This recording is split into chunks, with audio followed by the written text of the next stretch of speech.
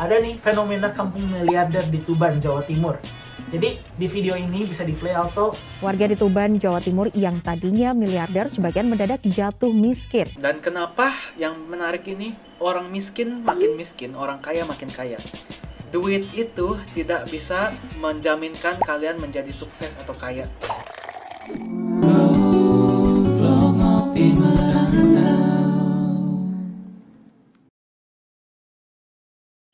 Oke, jadi aku mau masuk ke poin nomor 3, yaitu beberapa rencana yang bisa dilakukan kalau misal aku tiba-tiba jebret, belum punya duit apa-apa, tiba-tiba dapat duit 1M. Jadi pertama, kalau misalnya contoh Koko belum tahu apa-apa nih tentang financial literacy, Koko yang bakal Koko lakuin, Koko diemin duit 1M itu di dalam ATM Koko, atau enggak Koko tarik cash. Kenapa? Soalnya kalau misalnya Koko taruh diemin di ATM kayak gitu aja, kena bank, kena admin bank, meskipun nggak banyak, cuma kegurus, ketarik terus ya. Koko bakal coba tarik cash, terus Koko taruh dulu di mana, di safety box atau kayak gimana, dan Koko diemin aja duitnya, anggap gak ada, out of mind, out of sight.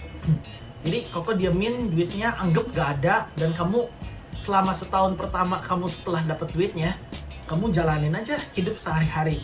Kayak kamu masih lanjut kerja, kamu ketemu teman seolah-olah kamu bokeh, padahal kamu habis dapat duit tiba-tiba jepret 1M gitu ya.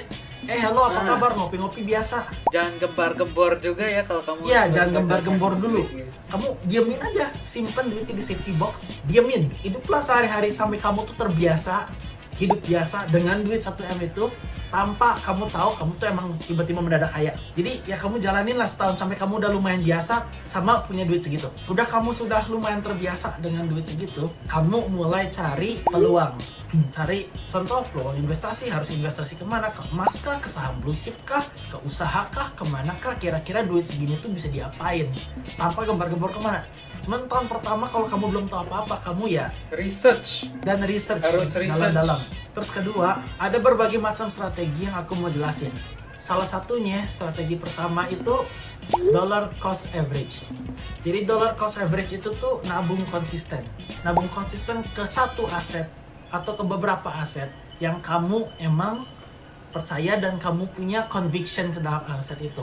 Contohnya, ada dua tipe.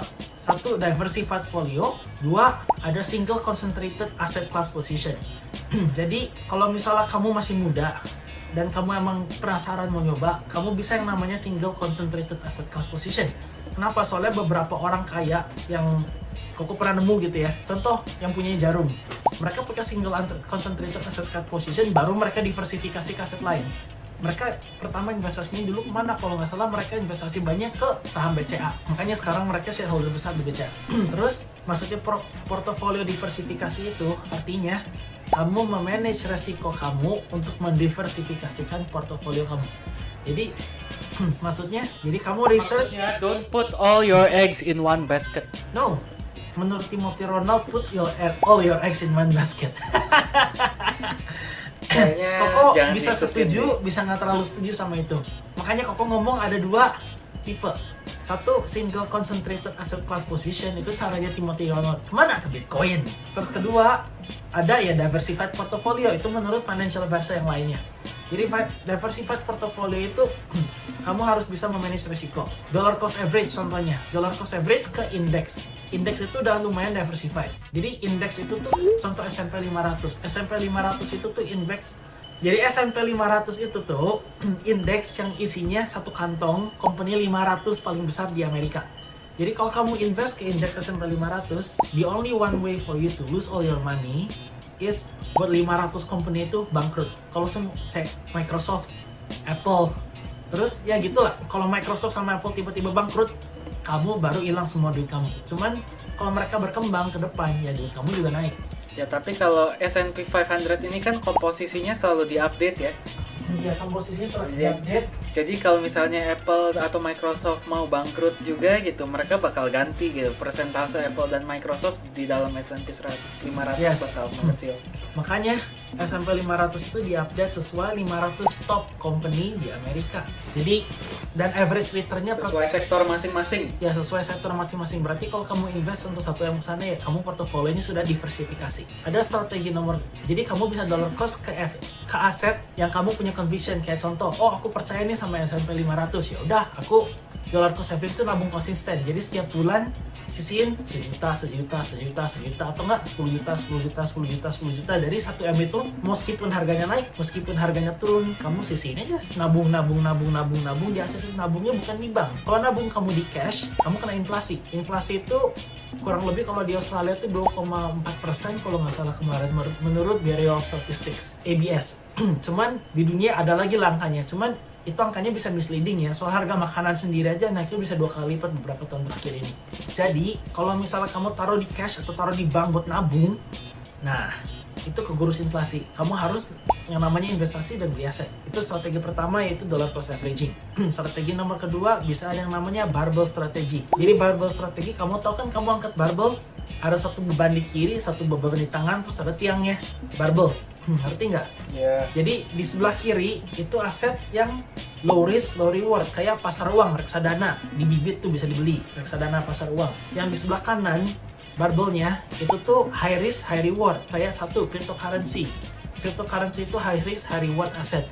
Terus di tengah-tengah itu medium, long term aset. Contohnya seperti ya saham blue chip. Saham blue chip seperti BRI, BCA, atau enggak S&P 500 index, itu kan tengahnya, itu namanya barbell strategi. Kamu kalau lebih muda, kamu berat barbelnya di samping kiri, samping kanan itu bisa lebih besar. Cuman kalau misalnya kamu udah tambah tua atau kayak gimana, kamu mendingan lebih banyak mainnya di save-nya, which is di gagangnya. Contoh, aku masih umur 20 nih, aku naruh 30% di kripto, 30% di indeks pasar uang atau gimana, anggap safe lah. Atau nggak 20% aku taruh di bisnis atau gimana, 10% aku taruh di reksadana pasar uang.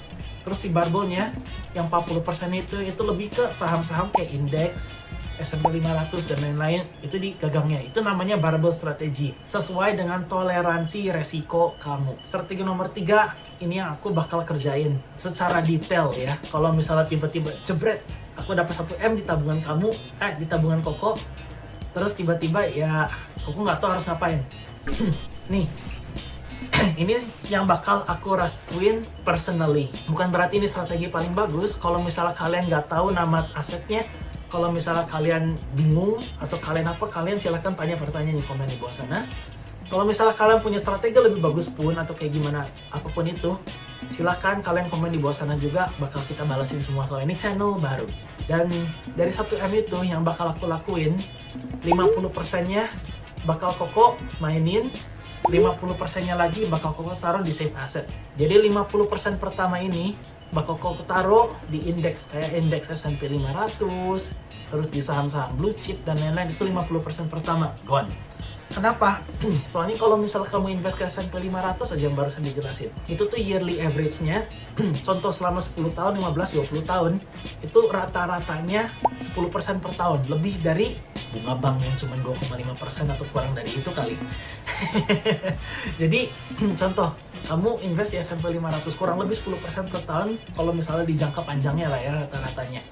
Kamu punya 500 juta di S&P 500. Berarti per tahun 10% dari 500 juta itu 50 juta. Berarti per bulan berapa tuh? Kurang lebih 4 juta lebih lah, 3 juta, 4 juta. Itu udah UMR dari 500 juta yang diinvestasiin di S&P 500 alone.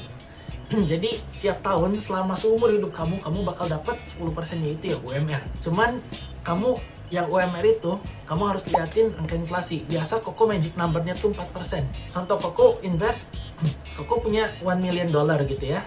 Koko punya 1 miliar rupiah di S&P 500. Setiap tahun Koko dapat 100 juta. Per bulan berarti kurang lebih 8-9 juta lah ya per bulan. Nah, Koko cuma boleh make, Koko nggak boleh make semua 10% per tahun itu. Koko cuma pakai 4%. Jadi untuk financial literacy yang kamu harus lakuin itu, kamu harus research kira-kira pengeluaran per tahun kamu tuh berapa.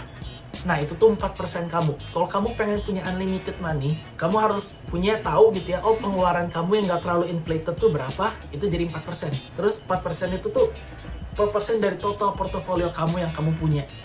Itu magic number di S&P 500. Terus kedua, Yang 50% itu contoh Koko sisihin, investasiin ke aset-aset yang low risk lah ya. Seperti, gak low risk lah, seperti yang lumayan stable, kayak indeks, terus kayak saham blue chip. Yang the rest of 50%, 10%-nya which is 100 juta, Koko pakai buat dana darurat. Dana darurat, jadi that 100 juta itu Koko pakai dana darurat, Koko diemin aja di cash. Jadi 100 juta itu cukup untuk ya most of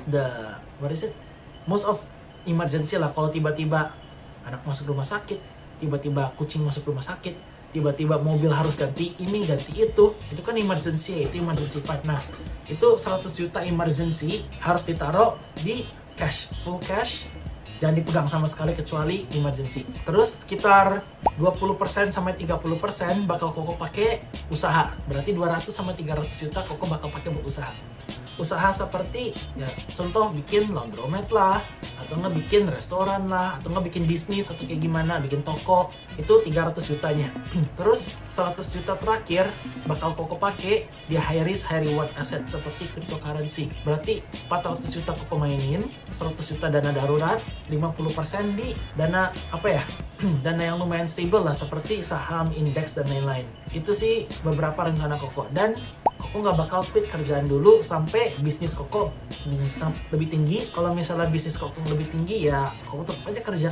Lihat ke depan kayak gimana. Terus kalau misalnya ternyata bagus gitu ya bisnis, cash flow-nya bisa dimasukin dan investasikan lagi, ya aset kamu lama-lama tambah ngegulung. Itu rencana Koko lah. Kalau misalnya Koko tiba-tiba jebret dapat duit 1M yang Koko pikirin sekarang. Cuman kalau Koko nggak tahu gitu ya cara investasi, cara ini, cara itu, ya Koko bakal taruh di safety box, diamin setahun sampai Koko kepikiran Koko mau ngapain, sampai Koko terbiasa dengan duit segitu. Oke, menarik ya. Jadi kalau misalnya kalian ada yang mau nambahin apa atau apa, silahkan komen di bawah ya. Kami Ngopi Merantau, kami mau membawa perspektif orang luar kepada orang Indonesia.